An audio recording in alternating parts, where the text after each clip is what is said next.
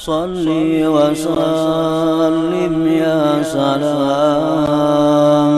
ala nabi khairil anam wal ali wa sahbihi. Bismillahirrahmanirrahim. Alhamdulillahi rabbil alamin. Wassalatu wassalam ala asyrafil anbiya wal mursalin sayyidina wa habibina Muhammad wa ala alihi wa sahbihi ajma'in. Qala musannif al-imam hujjatul islam Abu Hamid Muhammad bin Muhammad al-Ghazali rahimahullah wa nafa'ana bi ulumih. Wa qad fassara as-sahabah wa tabi'un an-nifaqa bi tafasira la yakhlu an syai'in minhu illa siddiq. إذ قال الحسن إن من النفاق اختلاف السر والعلانية واختلاف اللسان والقلب واختلاف المدخل والمخرج ومن الذي يخلو عن هذه المعاني بل صارت هذه الأمور مألوفة بين الناس معتادة ونسي كونها منكرا بالكلية بل جرى ذلك على قرب أهد بزمان النبوة فكيف الظن بزماننا حتى قال حذيفة رضي الله تعالى عنه إن كان الرجل ليتكلم بالكلمة على عهد رسول الله صلى الله عليه وسلم فيصير بها منافقا إني لأسمعها من أحدكم باليوم 10 مرات. وكان أصحاب رسول الله صلى الله عليه وسلم يقولون إنكم لتعملون أعمالا هي أدق في أعينكم من الشعر كنا نعدها على عهد رسول الله صلى الله عليه وسلم من الكبائر. وقال بعضهم علامة النفاق أن تكره من الناس ما تأتي مثله وأن تحب على شيء من الجور وأن تبغض على شيء من الحق. وقيل من النفاق إنه إذا مدح بشيء ليس فيه أعجبه ذلك. وقال رجل لابن عمر رحمه الله إننا ندخل على هؤلاء الأمراء فنصدقهم فيما يقولون فإذا خرجنا تكلمنا فيهم فقال كنا نعد هذا نفاقا على عهد رسول الله صلى الله عليه وسلم إلى آخره. Makna kalamul imam Abu Hamid Muhammad bin Muhammad al-Ghazali rahimahullah wa nafa'ana bi ulumi. Para sahabat radhiyallahu anhum dan para tabi'in menafsirkan arti nifaq dengan beberapa tafsir. Nifaq adalah satu sifat orang yang bersifat dengannya disebut munafik.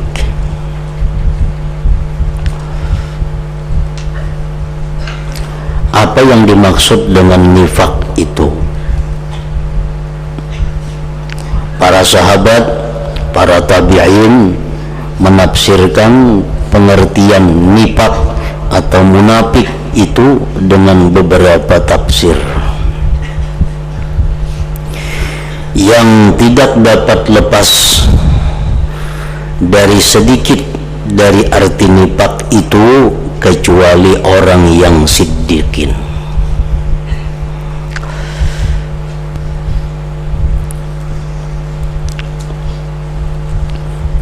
Selain orang-orang siddiqin, pasti ada pada dirinya sifat nifaq itu, sifat kemunafikan.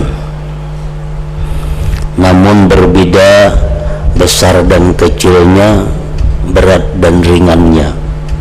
Tiap-tiap orang selain orang siddiqin itu ada di dalam dirinya sifat kemunafikan. Dan telah dijelaskan oleh Imam Ghazali pada minggu yang lewat dalam bab sebelumnya bahwa penyebab orang itu mati meninggalkan iman adalah antara lain kemunafikan selama hidupnya.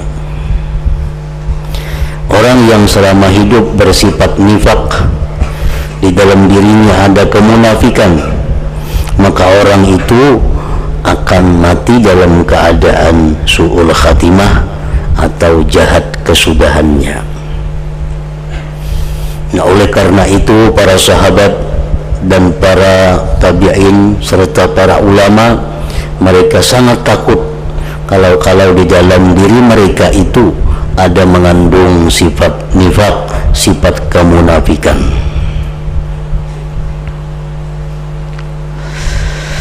Karena Al-Hasan Al-Basri telah berkata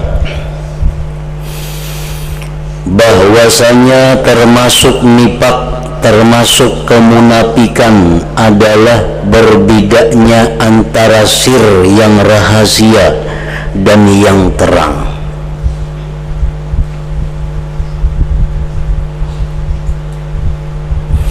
Berbedanya kelakuan kita di tempat yang sunyi dengan tempat orang khalayak ramai.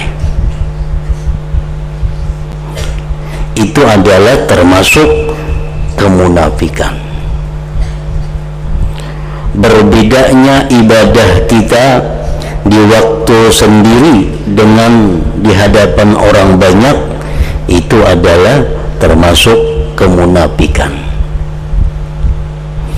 Orang bila sembahyang seorangan, maka sembahyangnya bebarang haja, pakaiannya bebarang haja. Tapi kalau sudah sembahyang di tengah orang banyak, maka sembahyangnya bagus, pakaiannya rapi. Nah, itu termasuk kemunafikan. Berbedanya, berlainannya antara yang rahasia dan yang terang. Ujar Hasanul Basri, itu termasuk kemunafikan. Berbeda antara lisan dan hati.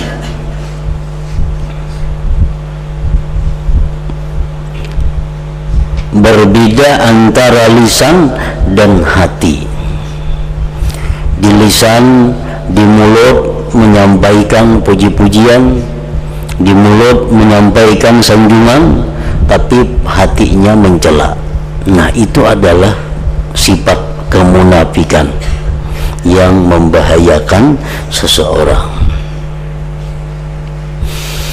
Dan berbeda antara yang masuk dan keluar, artinya berbedanya perkataan dan perbuatan. Berbedanya antara perbuatan dan perkataan. Imam Hasan Al-Basri, beliau menafsirkan kemunafikan seperti demikian tadi. Dan siapakah yang sunyi dari arti-arti ini? Siapa yang bisa selamat dari itu? Siapa yang bisa selamat daripada berbedanya antara sendiri dengan orang banyak, berbedanya hati dan mulut, berbedanya perkataan dan perbuatan? Nah, siapa yang sanggup demikian itu? Dan siapakah yang sunyi dari arti-arti itu? Bahkan perkara-perkara ini menjadi yang disukai antara manusia dan biasa, dianggap biasa. Dan manusia itu lupa keadaan perkara-perkara itu munkar secara keseluruhan. Padahal itu adalah perbuatan yang sangat diingkari oleh Allah dan Rasul-Nya.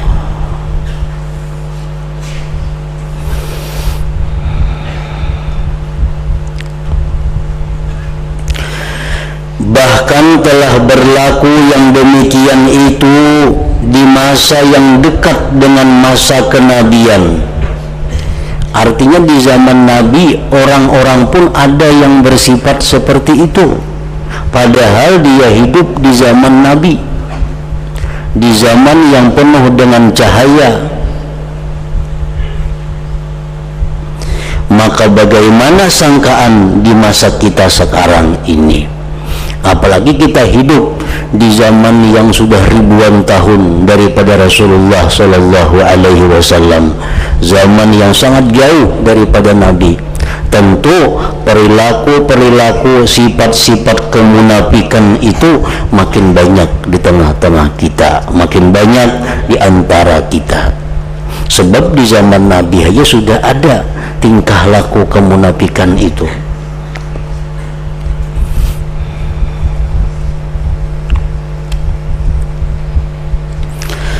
Sehingga Hudzaifah radhiyallahu anhu berkata, sungguh ada seorang laki-laki berkata-kata dengan suatu kalimat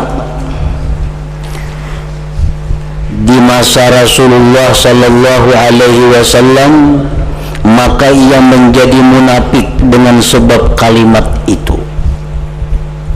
Dan sungguhnya aku mendengar dari salah seorang kalian pada hari ini 10 kali. Di zaman Nabi ada kalimat-kalimat, ucapan-ucapan yang diucapkan itu seseorang menjadi munafik. Di masa sesudah Nabi, di masa sahabat, ujar Hudzaifah, aku dengar kalimat-kalimat itu berlaku sampai 10 kali diucapkan oleh seseorang. Padahal sekalipun itu seseorang sudah menjadi kemunafikan.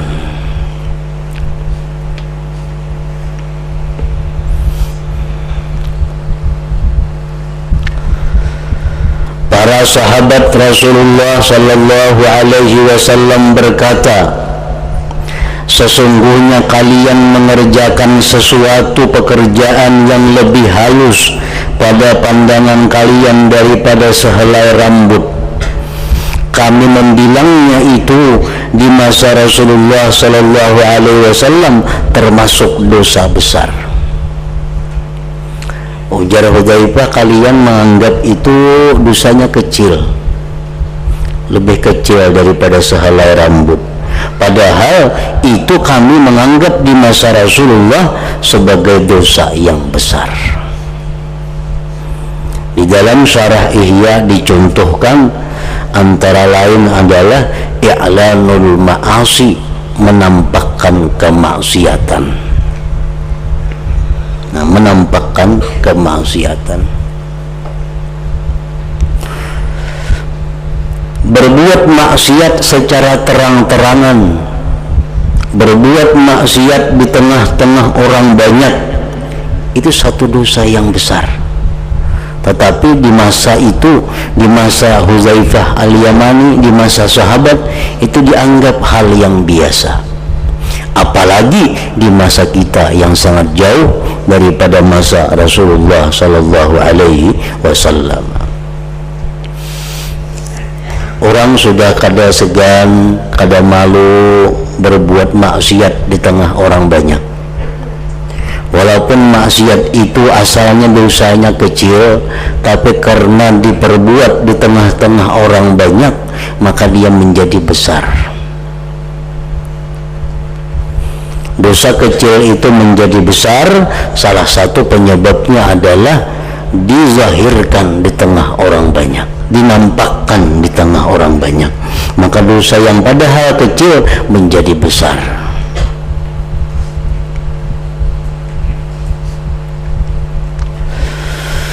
Sebagian mereka mengatakan tanda-tanda nifak, tanda-tanda kemunafikan adalah kamu tidak suka dari manusia akan sesuatu yang kamu kerjakan seperti itu.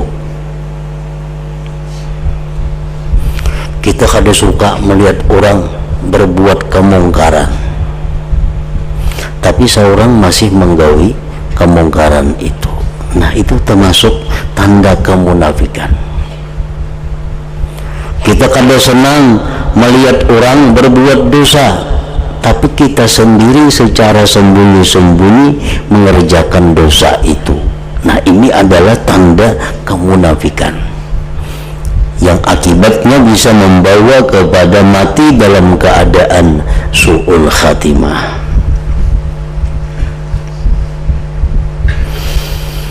Tanda-tanda nifak adalah kamu tidak suka dari manusia akan sesuatu yang kamu kerjakan seperti itu. Kamu merasa suka atas sesuatu dari kezaliman. Itu tanda kemunafikan juga. Kita merasa suka, merasa senang dengan kezaliman seseorang. Nah, itu menunjukkan bahwa di dalam hati kita ada tanda kemunafikan. Di dalam hati kita ada sifat yang namanya nifak tadi. Dan kamu merasa benci atas sesuatu dari kebenaran, padahal itu adalah perintah Allah, padahal itu larangan, padahal itu anjuran dari Allah. Jelas itu kebenaran, tetapi kita merasa tidak suka, merasa benci dengan kebenaran itu. Nah, itu menunjukkan kemunafikan yang ada pada diri kita.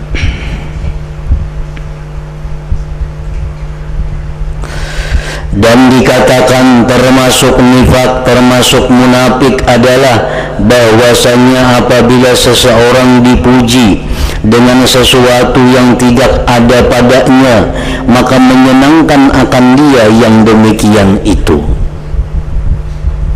Kita dipuji orang dengan sifat yang kita tidak ada sifat itu.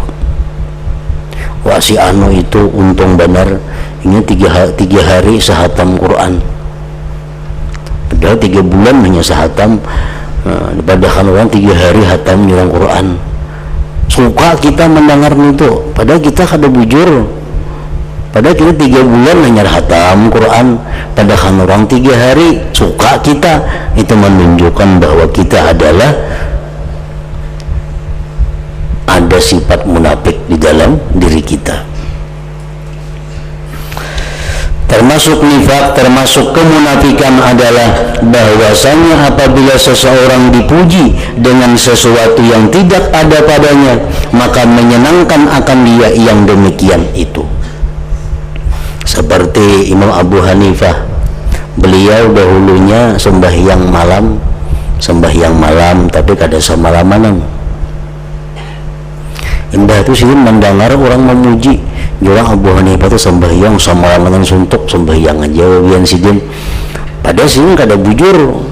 Nah, mendengar pujian itu, maka sidin sejak itu sembahyang malam samalamanan. Karena supaya pujian orang itu jangan luput kepada diri. Sebab orang memuji kita padahal kita kada bujur, kita suka, berarti kita munafik ngarannya. Nah, macam-macam penafsiran pengertian nifak, pengertian munafik yang diterangkan oleh para sahabat dan para tabi'in tadi. Nah, sifat itulah yang sangat ditakuti adanya di dalam hati kita. Nah, oleh karena itu Rasulullah SAW mengajarkan kepada kita doa yang minggu dahulu kita baca. Nah, doa itu sangat penting kita amalkan. Kenapa penting kita amalkan doa itu? Pertama, menunjukkan bahwa kalau kita mengamalkan doa itu, menunjukkan bahwa kita takut akan ada sifat munafik. Bila mana kita takut akan adanya sifat munafik di dalam hati kita, maka kita akan selamat dari kemunafikan itu. Tapi kalau dalam hati kita ada perasaan takut dengan kemunafikan, maka kita adalah orang munafik ngarannya. Nah, jadi kita oleh karena kita takutan kalau hati kita ini ada munafik, lalu kita minta kepada Allah agar dibersihkan hati kita dari sifat munafik itu. Allahumma tahhir qalbi minan nifaq. Ya Allah, sucikan hatiku dari kemunafikan. Wa amali minar riya, sucikan amalku daripada riya. Wa lisani minal kadzib, selamatkan lisanku dari dusta. Wa aini minal khiyanah, selamatkan mataku daripada khianat. fa innaka ta'lamu kha'inatal a'yun wa ma tukhfis sudur. Nah, itu doanya menunjukkan bahwa kita ada usaha, menunjukkan bahwa kita ada usaha untuk menghindari kemunafikan itu.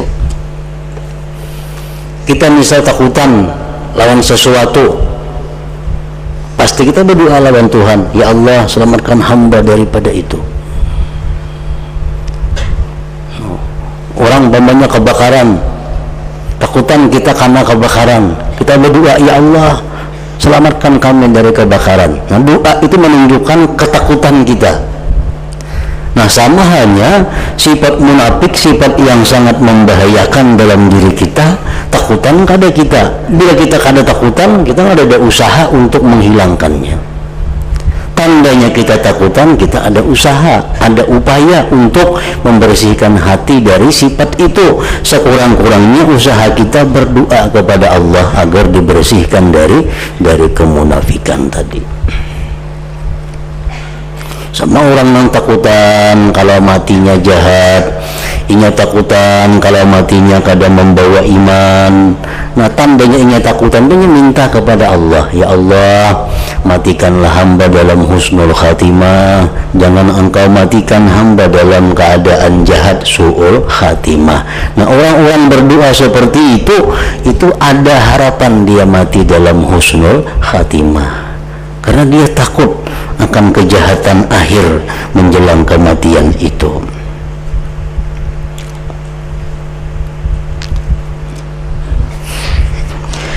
Seorang laki-laki berkata kepada Ibnu Umar radhiyallahu anhuma, sesungguhnya kami masuk kepada para penguasa, kemudian kami membenarkan apa yang mereka katakan, dan apabila kami keluar maka kami membicarakan tentang mereka. Di hadapan penguasa inggih-inggih, akur-akur, tapi sudah keluar karena menyambati macam-macam lawan penguasa itu. Nah, maka Ibnu Umar berkata, kami membilang itu sebagai nifak, sebagai kemunafikan. Di masa Rasulullah Shallallahu Alaihi Wasallam kami menyebut itu adalah sebagai kemunafikan. Sebabnya apa? Ikhtilafu sirri wal alaniyah. Nah, ikhtilafu qalbi wal lisan, berbedanya hati dengan lisan. Lisan punya menyetujui, tapi hati kadang menyetujui. Nah, itu adalah satu kemunafikan.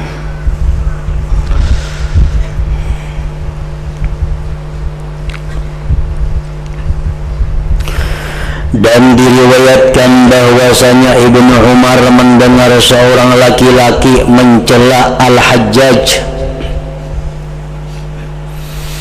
dan menuduhnya, Al-Hajjaj bin Yusuf As-Saqafi. Hajjaj ini adalah dikatakan orang Amirul Makkah, gubernurnya di Makkah. Semasa memegang jabatan itu, Hajjaj ini dikenal dengan kezalimannya, penganiayaannya. Ada sedikit orang-orang saleh dibunuhnya, bahkan ada sahabat dibunuhnya karena kada sesuai pendapat dengan dia, Hajjaj ini. Nah, ada seorang laki-laki mencela-cela dengan Hajjaj. Lalu Ibnu Umar berkata kepada laki-laki itu, bagaimana pendapatmu seandainya Al-Hajjaj di hadapanmu? Apakah kamu mengatakan apa yang telah kamu katakan itu? Ikan di hadapan ini wanita macam itu. Laki-laki itu menjawab, tidak. Ibnu Umar berkata, kami membilang perbuatan ini sebagai nifak pada masa Rasulullah Sallallahu Alaihi Wasallam.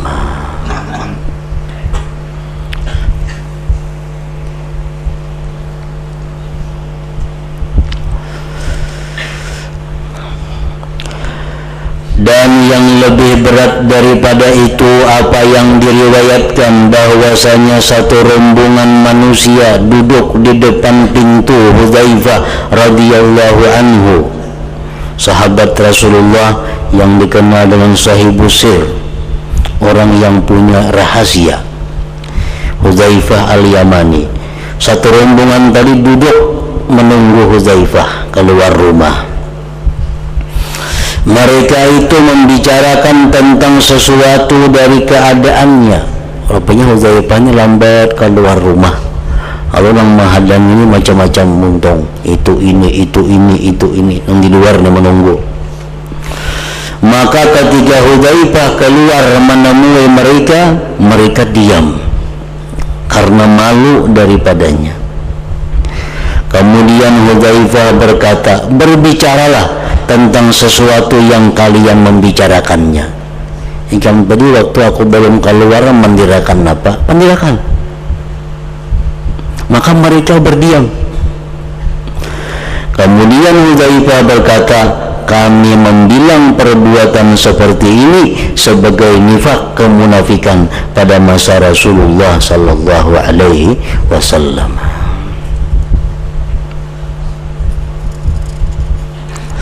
Inilah Hudzaifah yang telah diistimewakan dapat mengetahui orang-orang munafik dan sebab-sebab kemunafikan. Hudzaifah al-Yamani ini diberi Rasulullah ilmu, yang dengan ilmu itu dia tahu ini orang munafik atau kada. Makanya disebut sahibu sirri Rasulullah sallallahu alaihi wasallam, orang yang mempunyai rahasia daripada Rasul. Makanya sahabat Nabi datang kepada Hudzaifah, wahai Hudzaifah, periksakan tentang diriku apakah ada sifat kemunafikan atau kadada. Bahkan Sayyidina Umar bin Khattab pun datang kepada Hudzaifah untuk mencari mengetahui diri apakah ada sifat kemunafikan di dalam dirinya atau kadada. Karena Hudzaifah diberi keistimewaan untuk meminandui orang munafik atau kada munafik.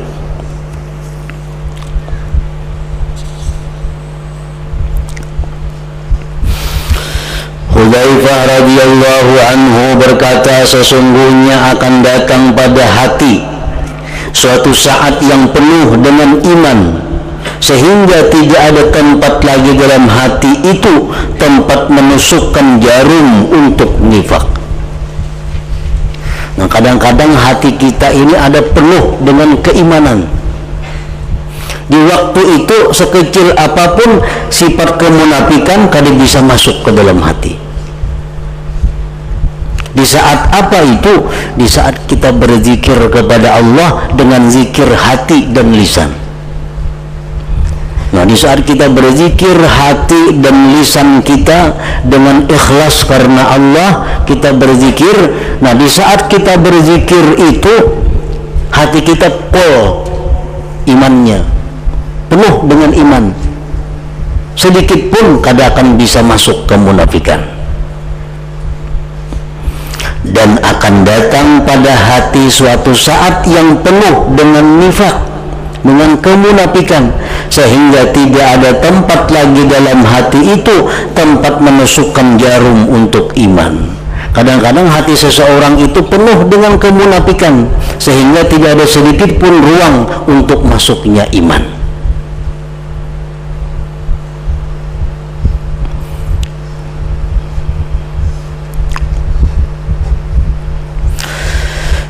Sungguh kamu telah mengetahui dengan ini bahwasanya takutnya orang-orang arifin itu dari su'ul khatimah, dan sebab-sebabnya adalah hal-hal yang mendahuluinya. Su'ul khatimah itu ada sebab, bid'ah gawiannya, kemunafikan gawiannya, bakhil dengan hartanya, buruk tingkah lakunya. Itu sebab-sebab yang membawa kepada tercabutnya iman sebelum kematian. Nah, ini yang dikhawatirkan, yang ditakutkan oleh orang-orang yang arifin, yang kenal kepada Allah Subhanahu wa ta'ala.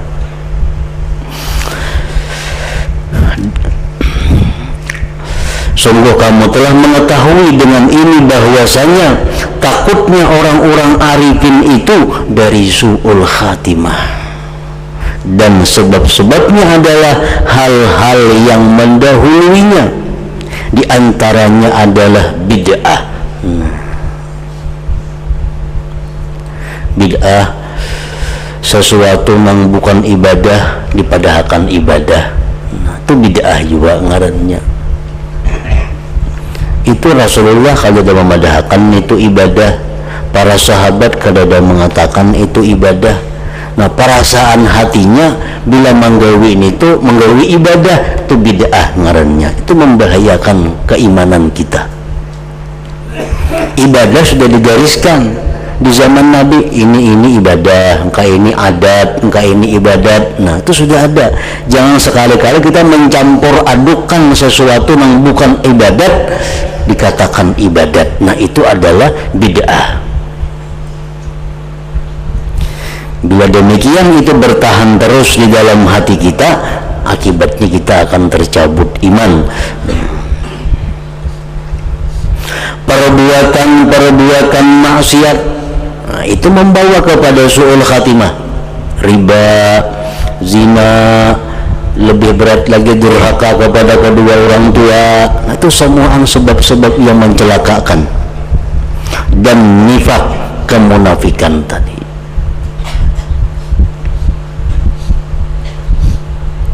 Dan kapan seorang hamba sunyi daripada sesuatu dari yang demikian itu? Dan kapan seorang hamba sunyi daripada sesuatu dari yang demikian itu?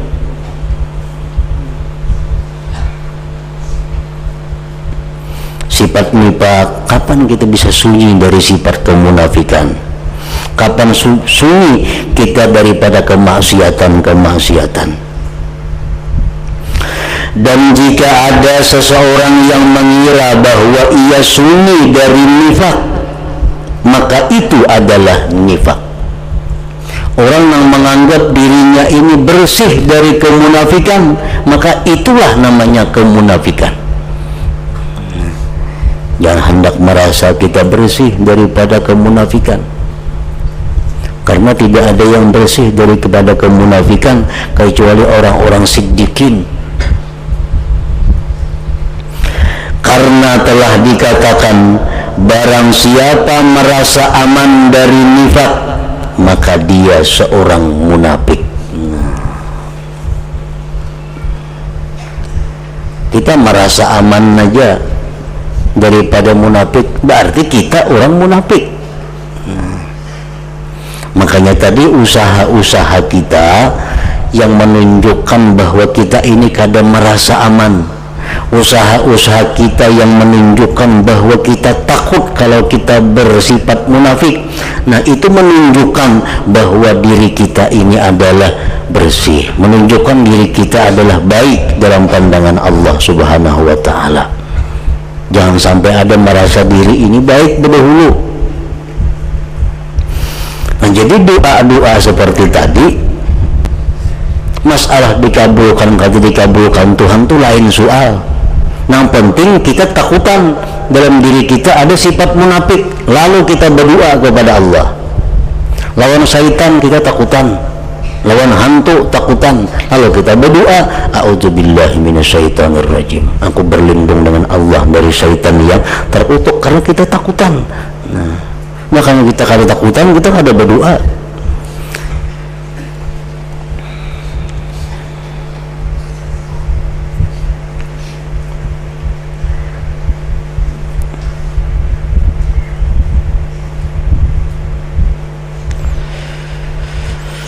Sebagian mereka para ulama atau para arifin berkata, sebagian mereka berkata kepada orang yang ma'rifat, sebagian mereka manusia berkata kepada orang yang ma'rifat, sesungguhnya aku takut atas diriku terhadap nifak. Aku ini takutan kalau termasuk orang munafik, karena banyak tingkah laku yang kada baik, merasa benar banyak luputnya, takutan tergulung orang munafik. Maka ia orang ma'rifat tadi menjawab, seandainya kamu seorang munafik, niscaya kamu tidak takut pada nifak. Jakanya ikam orang munafik, ikam kada takut lawan kemunafikan. Nah, ikam takut dengan kemunafikan, menunjukkan bahwa engkau adalah orang yang baik.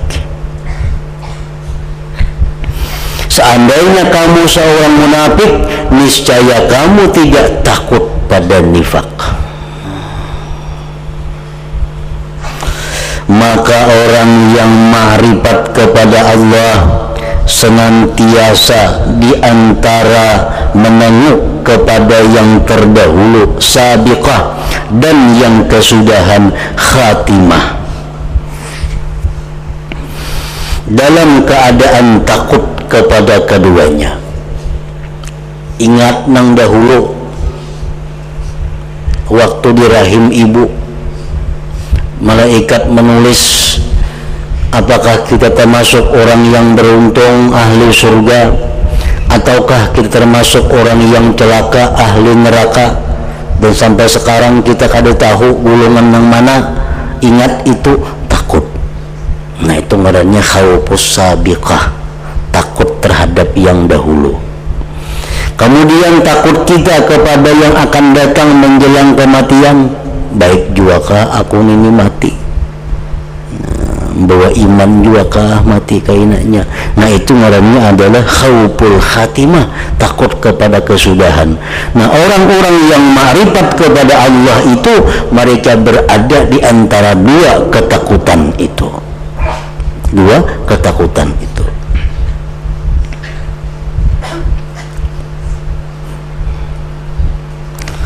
Karena itu Rasulullah sallallahu alaihi wasallam bersabda, al-abdul mu'minu baina makhafataini baina ajalin qad madha la yadri mallahu sani'un bihi wa baina ajalin qad baqiya la yadri mallahu qadin fihi. Fawalladhi nafsi biyadihi ma ba'dal maut min musta'tabin wala ba'dad dunya min darin illal jannatu awin nar. Artinya hamba yang mukmin, hamba yang beriman itu berada di antara dua ketakutan. Antara waktu yang telah berlalu yang ia tidak tahu apa yang Allah perbuat padanya. Nah, umur kita nih, kita kada tahu apakah dosa kita diampuni Allah kah? Kada tahu. Apakah amal kebaikan kita diterima Allah kah? Kita kada tahu. Nah, oleh karena itu mereka tadi takutan karena kada tahu nih tuh. Dan di antara waktu yang tersisa yang ia tidak tahu apa yang Allah tetapkan dia. Nah, dan waktu yang akan datang takutan juga karena kada tahu apa ketetapan Allah untuk kita. Karena kada sedikit orang-orang yang dulunya baik, orang yang dulunya takwa, menjelang akhir-akhir hidupnya dia keluar daripada iman. Orang yang sepanjang hidupnya beribadah kepada Allah, menjelang kematian cabut daripada iman. Itu sangat banyak hikayat-hikayat, kisah-kisah yang menunjukkan demikian. Jadi kada ada jaminan bahwa selama ini bahwa kita bakal mati husnul khatimah, itu kada ada jaminan.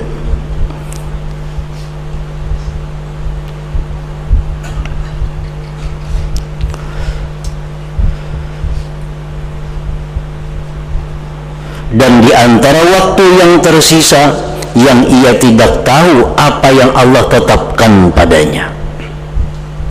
Demi zat yang diriku dalam kekuasaannya, tidak ada perbaikan kesalahan sesudah mati. Nah, kalau sudah mati, kada kau lagi memperbaiki kesalahan. Sudah mati, kada kau lagi merubah keadaan. Jangankan sudah mati, beberapa saat sebelum mati pun kita sudah ditutup. Padahal kita masih bisa bicara, masih mendengar, masih melihat. Cuma malaikat maut sudah ada di hadapan kita, berarti sudah ditutup pintu. Nah, apapun usaha kita sudah sia-sia. Tidak ada perbaikan kesalahan sesudah mati, dan tidak ada sesudah dunia dari suatu negeri melainkan surga atau neraka. Dalam dunia dan di dalam akhirat itu hanya ada dua tempat. Bila kada ke surga, ke neraka. Bila kada ke neraka, ke surga. Kada ada tempat lain.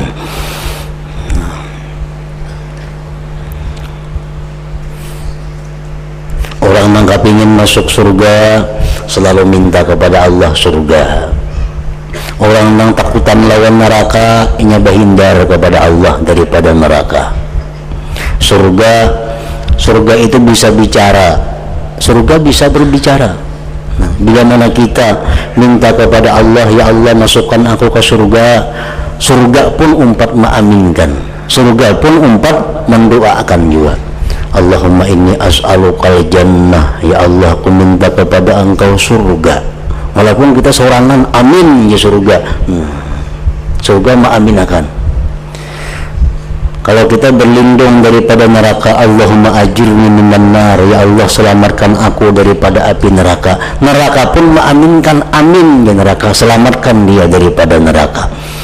Nah, jadi permohonan kita kepada Allah itu adalah merupakan hal yang penting, bukan hal yang inting.